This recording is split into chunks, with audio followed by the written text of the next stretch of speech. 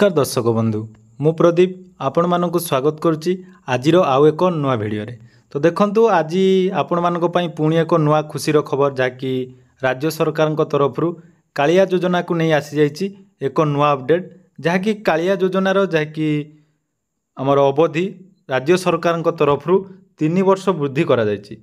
तो कौन रही अपडेट आसतु ये भिडियो संपूर्ण डिटेल्स जानिबा।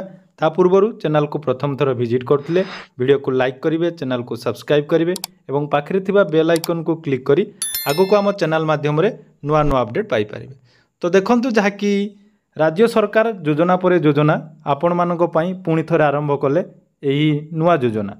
तो जहाँकि कथा कही रखिबा आमर राज्य सरकार तरफ जो कालिया योजनार टंका आपण मानक पुणी 3 वर्ष पर्यंत जहाँकि सहायता राशि वृद्धि करदेले।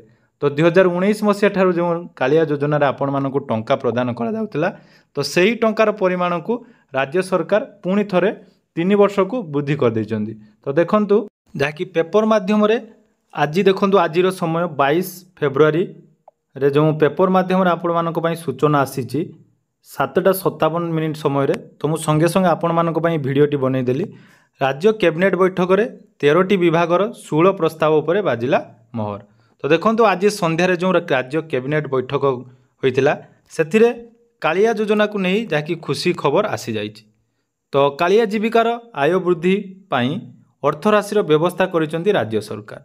तो राज्य सरकार कृषक मानक पाई जहाँकि हिताधिकारी को 3 वर्ष लगी 6,029 कोटी 70 लाख टंकार अर्थ व्यय करेंगे। अर्थात आपण मानक कालिया योजनार सहायतार जेकोसी समय आपण यही सहायता पाई परिबे चाषी। एवं बहुत खुशीर खबर जहाँकि रही भूमिहीन परिवार को 3टी किस्ती 12,500 टंका मिलुला बेले 18 लाख परिवार यह द्वारा उपकृत होइछंती।